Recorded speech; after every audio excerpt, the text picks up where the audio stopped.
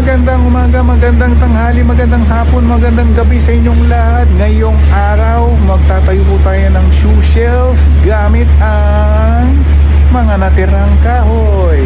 Pero bago ang lahat, like and subscribe naman. Tara, umpisahan na natin.